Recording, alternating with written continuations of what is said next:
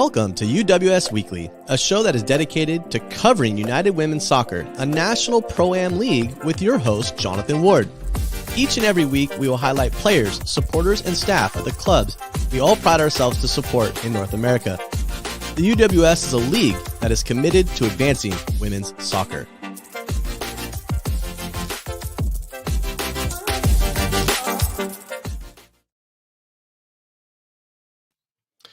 Good evening, soccer fans, and welcome to the UWS studio and to UWS Weekly, a show powered by Rain Body Fuel and dedicated to the best women's pro-am league in the world. Tonight in league news, L'Esc International and the Westmont United Shamrocks will join UWS League 2 ahead of the 2021 season, becoming the newest members of the league. Both clubs will play in the Mid-Atlantic Conference. The L'Esc side that enters the UWS 2 will be composed of professionals who have applied their craft in Europe, as well as former and current college players. The club will also hold tryouts during the weekend of May 15th in Montgomery County, Maryland. Westmont Soccer Association's vision is to be a leading soccer organization in Southeast Pennsylvania for player development and competitive play at all ages and abilities. The club's college prep director, Steve Small, said Westmont United Soccer Association is excited for the opportunity to join the UWS League 2. Tonight, I'm excited to be joined by Orlando Cervantes and Orianica Velazquez of Louisiana FC for today's show. First off, good evening, Orlando. How are you, my friend? I'm doing well, buddy. How you doing? I'm doing well. We're week's almost over. We're almost done. School's almost out for the summer. Everybody's excited. Yeah. We're just waiting for Orianica to get her camera situated. But first off, thank you for this. How's everything going? How's everything going down in the bayou? It's great, man. It's great. Not being from here, it's a little hot, but it's a different heat than where we're from, right? It's not a dry heat. It is not, but it's good. Yeah, let's see if Orianica's Ori's internet connection. She needs to turn her camera on here. But before we get started, why don't you tell us a little bit about yourself, Orlando, as we wait, and how you got started with the game that we all love. Yeah, I'm from California, and we started playing there as a youth, San Jose, California. Grew up there, and love the game. I was a baseball player, football player as well, but baseball is probably my best sport.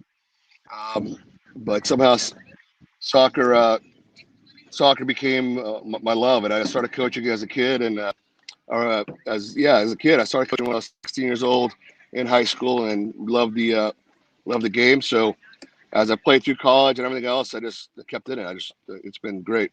I just noticed I have a bunch of people behind me now. So. Training has stopped, and it is you're behind you. I lost my train of thought when I saw a bunch of faces behind me. So nice. All right, here we go. Here's Orianica here. How are you? Good. How are you? I'm so sorry. Hey. My computer and my phone wasn't working, but yeah, I'm here. Hi. Hey, Ori. So I was just asking Orlando, tell us a little bit about yourself and how you got started in the game that we all love. Well, I started when I was 8. I don't have a really reason why I'm so in love with soccer, but I just it was I just started playing, and I don't know, I just love it. And then also, can you tell us a little bit about your background and what you're up to these days as you prepare for the season? Yes, well, I'm a professional player.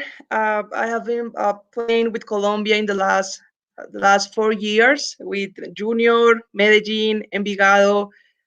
Also, we got the gold medal in the Pan American Games in 2019. I went to the Olympics in 2012 and 2016, and also went to World Cup in 2011 and 2015. That is pretty much my experience with the national team, and some experience in Spain and Turkey, and well, also the in the US with Coach Orlando and the University of Indiana.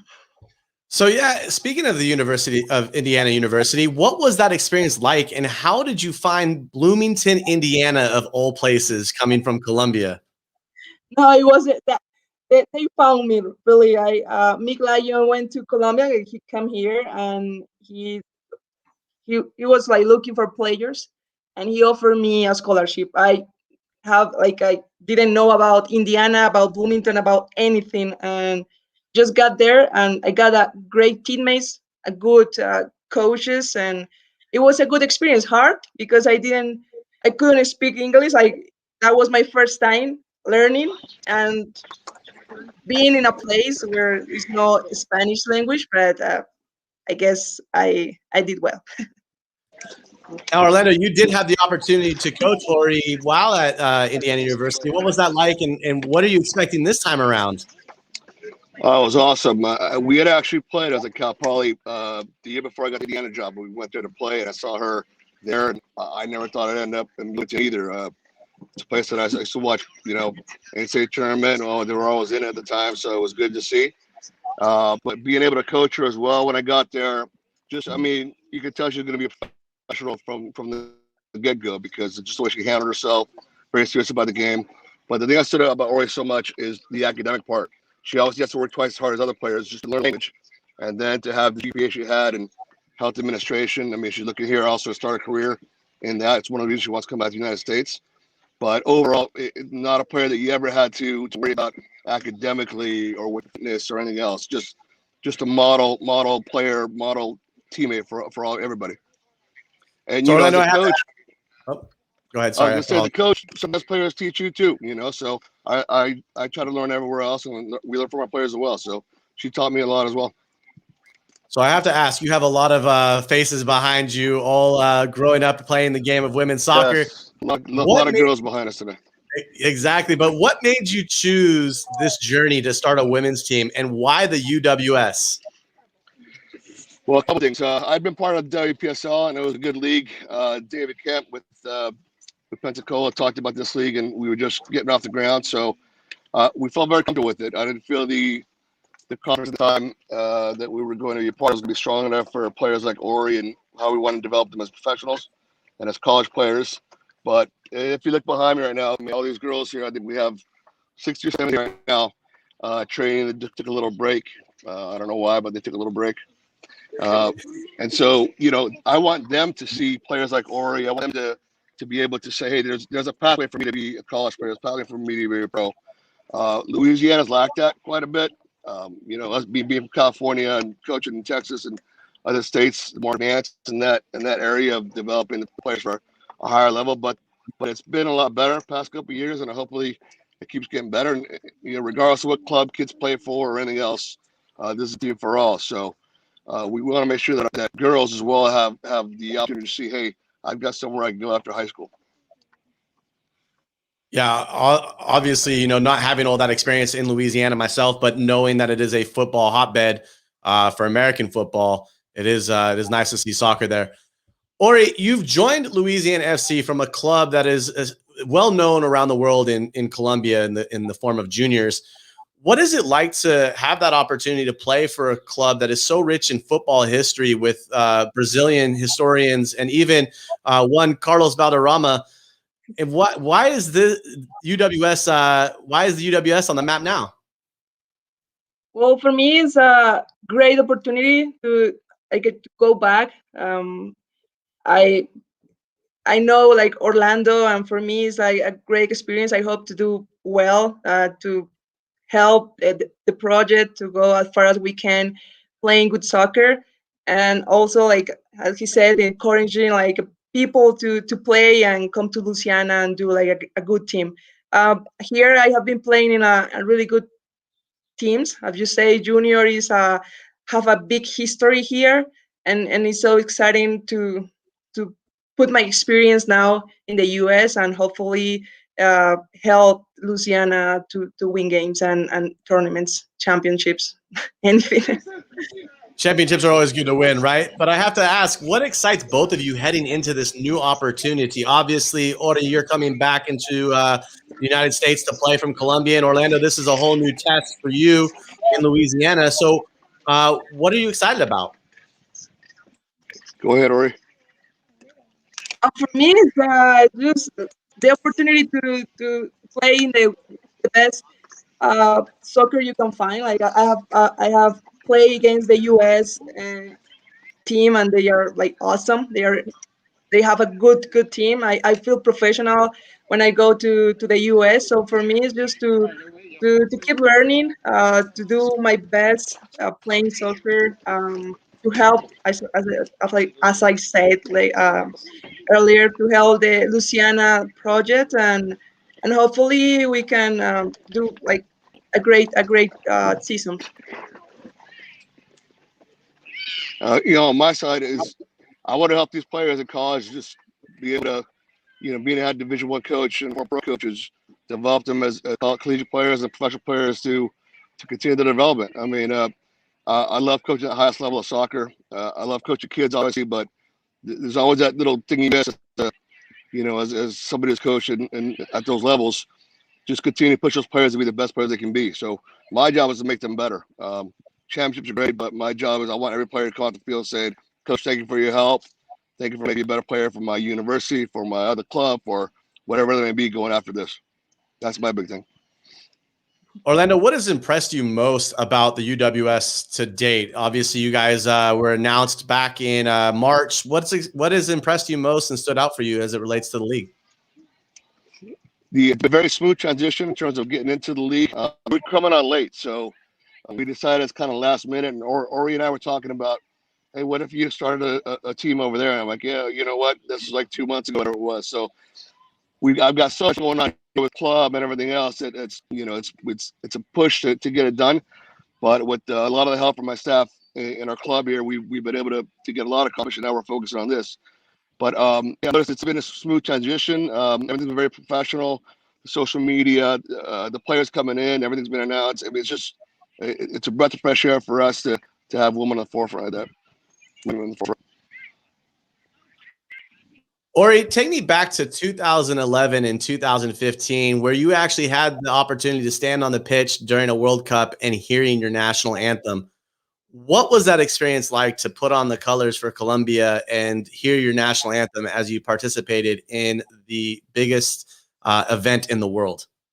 Well, I guess those are the best feelings you can have. Like I really love my country, and to be able to represent them in the playing soccer in a big event like a World Cup is one of those happy moments that you always keep in your memory. So for me, it's really special. It's really special. Orlando, how does your experience coaching and as a state director and technical director prepare you for this club and the future of Louisiana FC 1803? I mean, everything I've done has helped me to this point in terms of, how to manage players, how to deal with players, whether it's managing egos, whether it's technique. I do love these higher levels because it is a lot of player management, and this tactics is what I enjoy the most. But the relationships that you build with those players, trying to make them better, it's always been very special for me. And not that you can't do it with young kids, but I try to teach them to be adults. Obviously, a lot of kids are going to be former professionals or professional players, but the college kids, I really enjoy teaching them about life and how the team relates to life, how athletics relates to life, and getting them to move on, push them through adversity. Some kids want to be starters of their teams and aren't. Why aren't they? And what do you have to do to get there? And also, what happens when you're not, right? So just teach them different life lessons. It's been important for me, and I've learned that as a coach to be able to relate to each player differently, but also to make sure you guide them to where they want to be.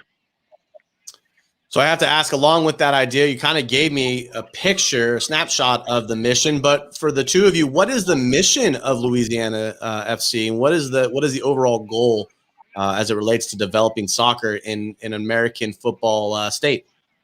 Go ahead, coach. That's yours. Yeah, I mean, football's big here. Obviously, you have LSU here, and I think everybody likes LSU, even the players that play at University in Lafayette, Louisiana Lafayette. So a little different. But soccer is coming along quite a bit. I mean, there's a massive Honduran population here. I believe it's the most in the United States. So on the men's side, that's big, especially down in the New Orleans area. A lot of undiscovered players here. It's what I notice being around here. But for us, it's getting that footprint on there. The teams that are going to play at higher levels, right? So continue to push these kids. I see a lot of players here that can probably play at Division I schools that really aren't, either they haven't been promoted or they don't know how to promote themselves. And we really try to help those kids. But them seeing this, boys and girls seeing this, women's team, we have players with World Cup experience, Olympic experience, Pan American champions. How it doesn't get any better than that. So to bring that to Louisiana, I'm excited about that. Hopefully it begins to change that mindset of what kids can do out of the state. So, Ori, I have to ask, you've played many matches against the United States as a left back.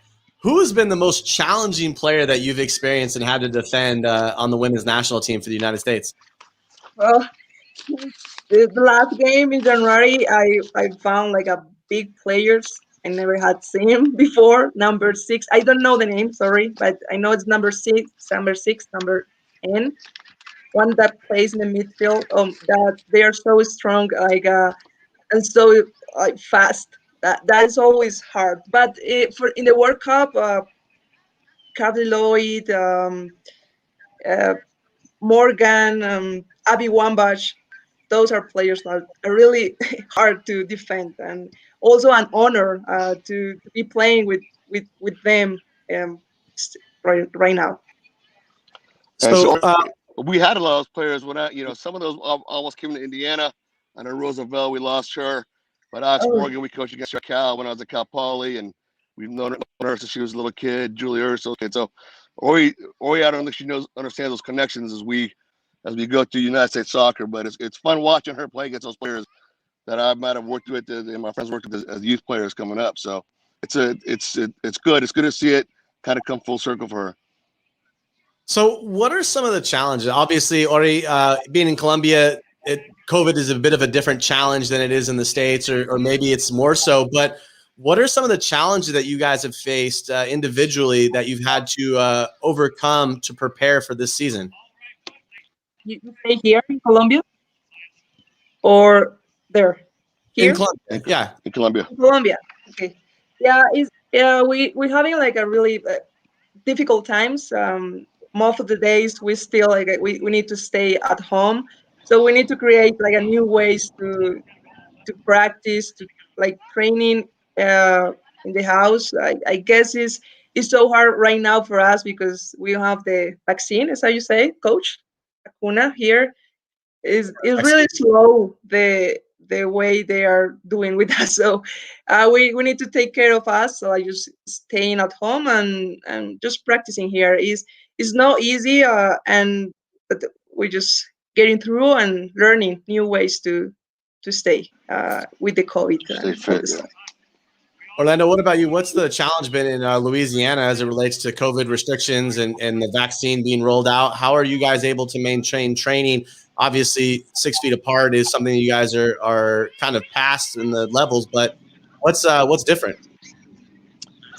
I'll tell you what, being from California, it's completely different here, man. It's a completely different deal here. We've been playing for a while now. I think they opened up like high school football. They're pushing back a month or something like that. So it's been, luckily for us, we've been able to play a lot more than other states.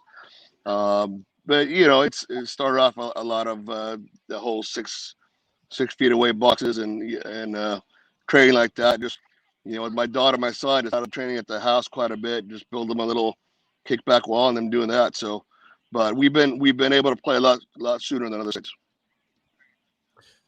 Ori, who do you think your playing style is similar to, being in the left back? Obviously, there's tons in the world who've played that position and done it well as you have. Who do you think your game resembles?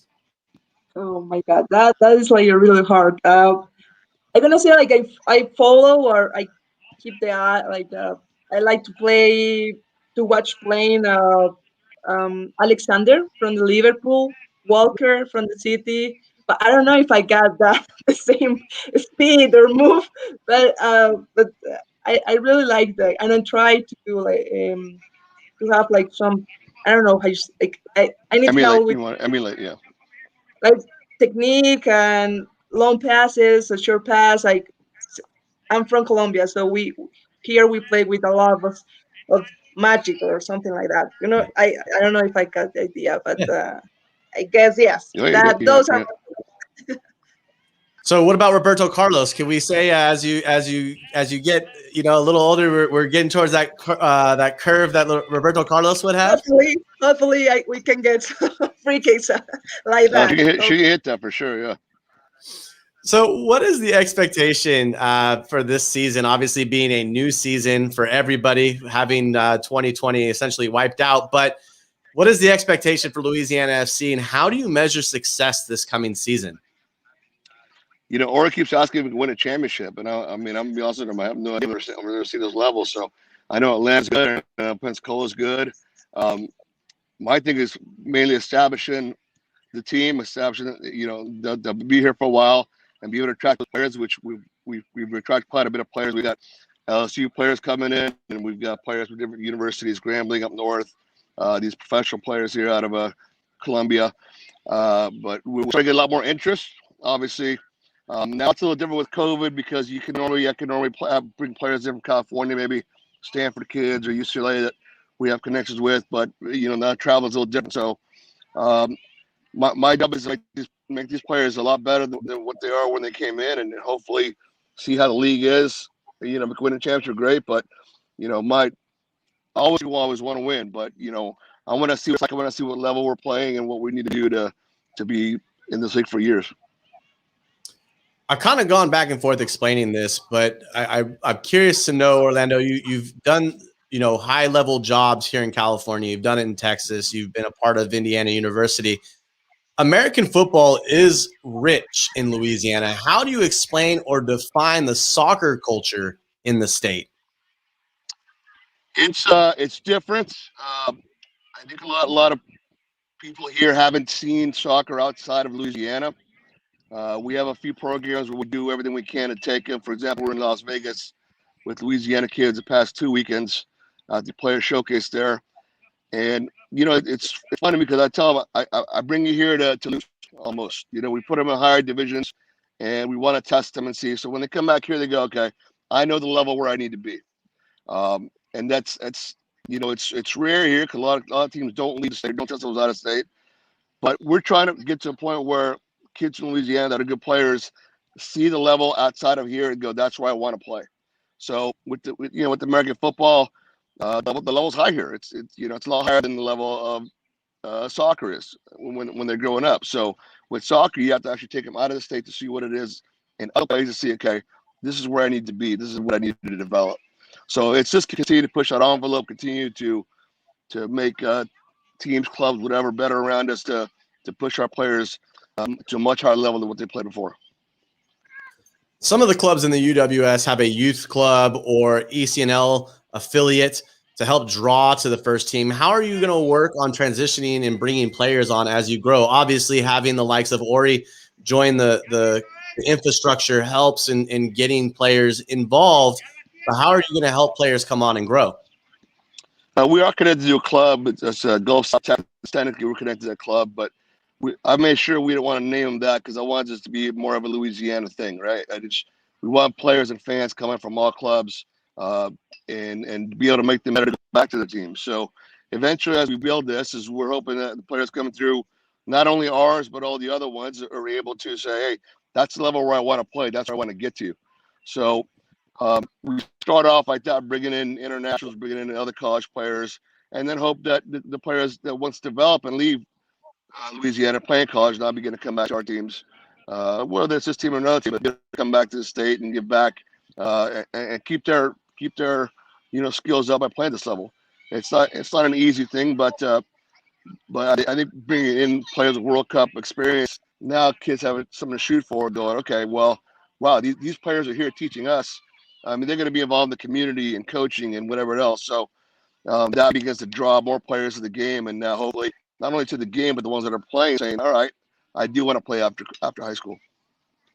I do have to ask about that community part, and Ori, maybe you can help with this as well, being that you are playing and being a player, you have so much opportunity to draw and create interest. What are some of the ideas that either of you have as it relates to becoming more engaged with the Baton Rouge community? I said, coach, like if I can teach Spanish, coaching, helping them to know more about our culture. Always putting all my experience in the game with the kids. Uh, I definitely so exciting to be there and help out like to all this process and the project.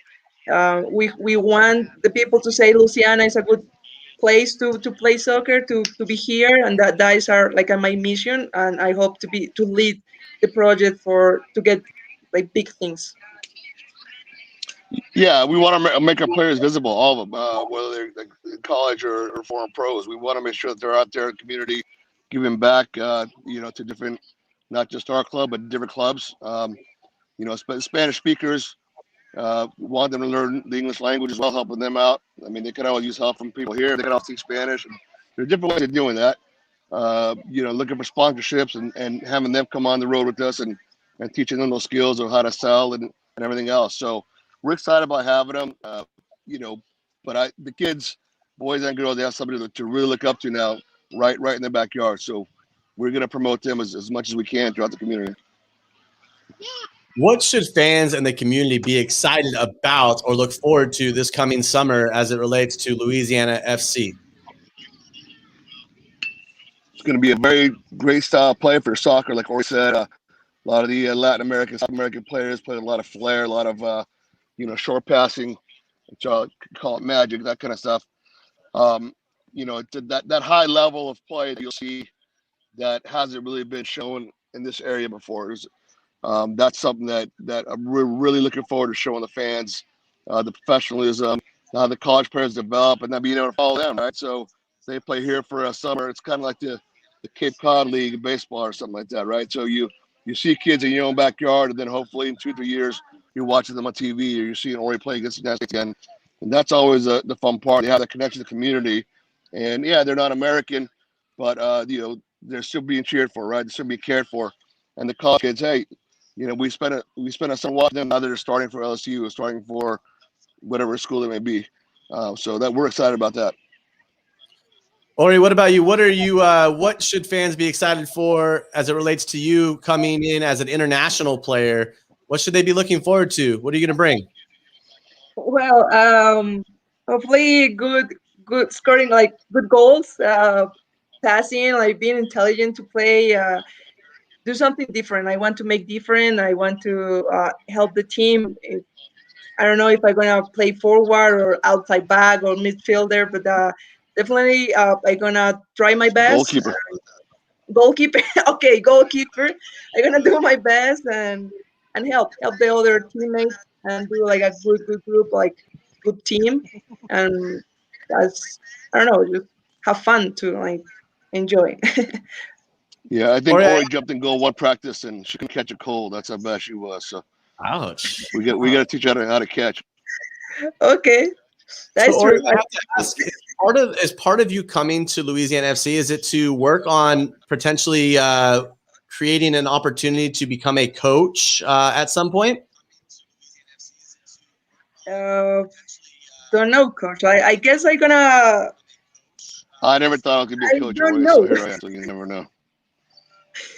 I'm gonna try. I was gonna be a Wall Street, so it didn't work out for me. All right, so I have to.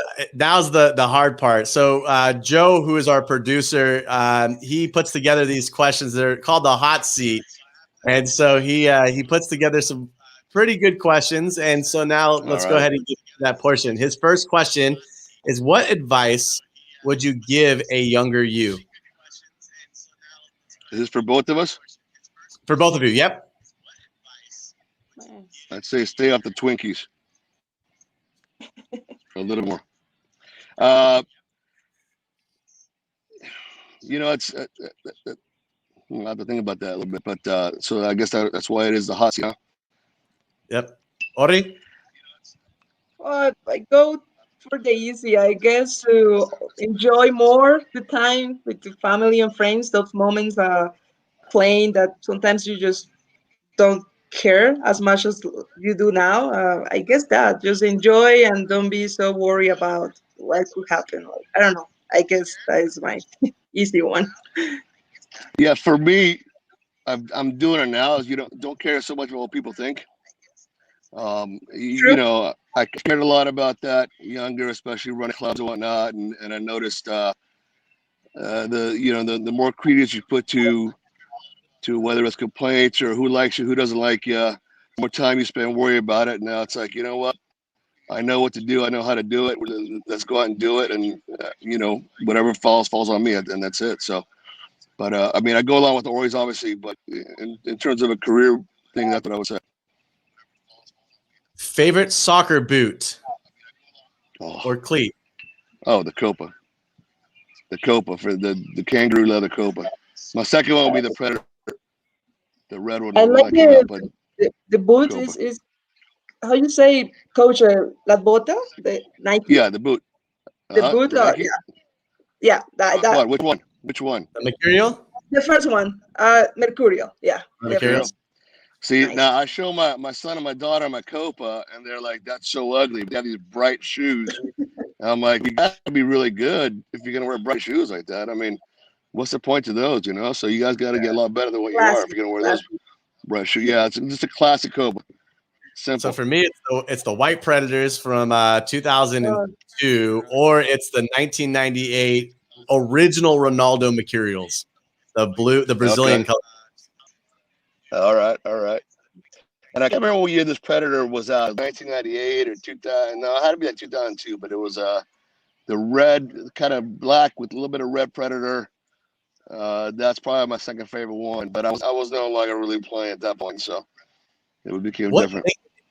What nickname did your parents used to call you? I don't think I can say a bad word in Spanish.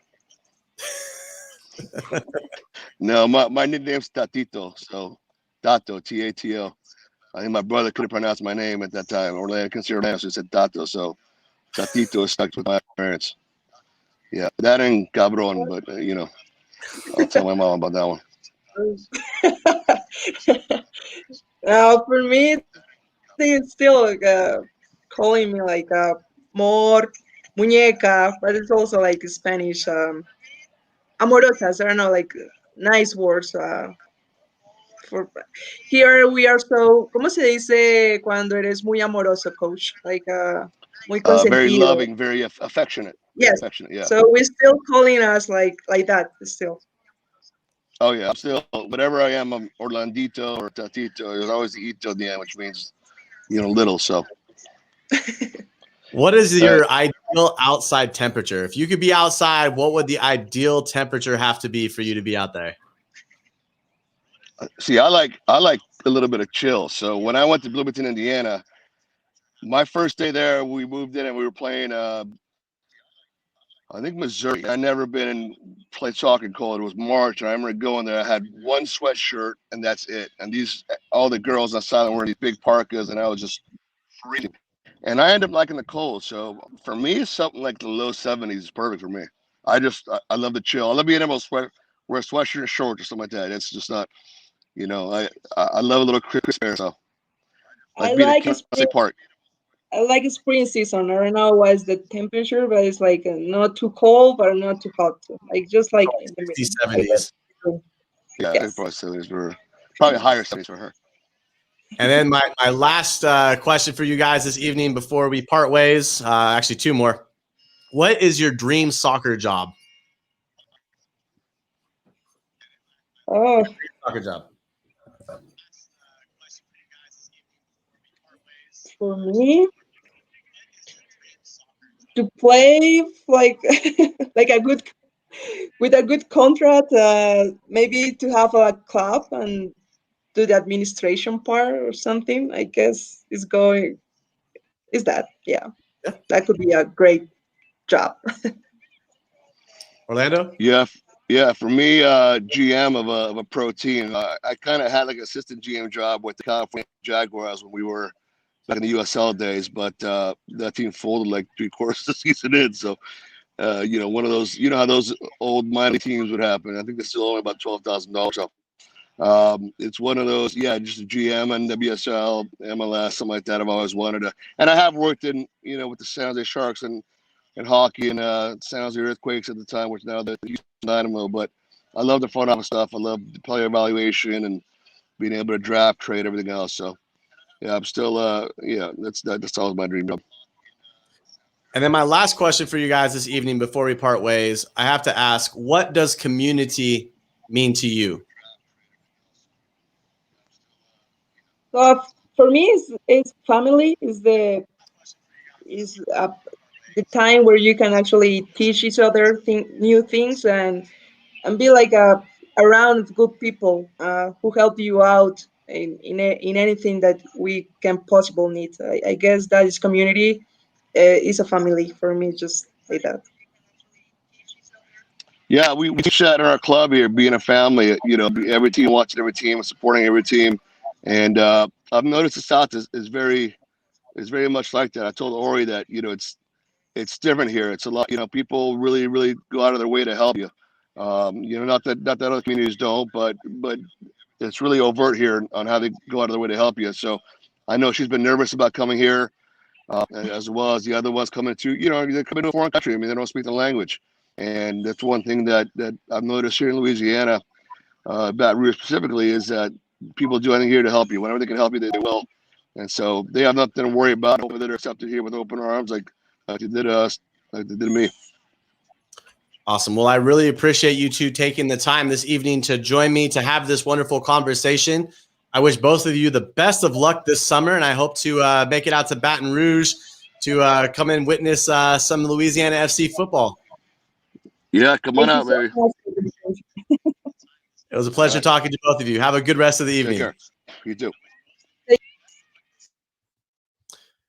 Thank you so much for joining us this evening for UWS Weekly. You can find all things UWS and UWS2 on their social media pages and send your questions for future shows as well. Next week, I'm excited to be joined by members of the KC Courage. So until then, have a great evening, enjoy your weekend, and cheers, everyone.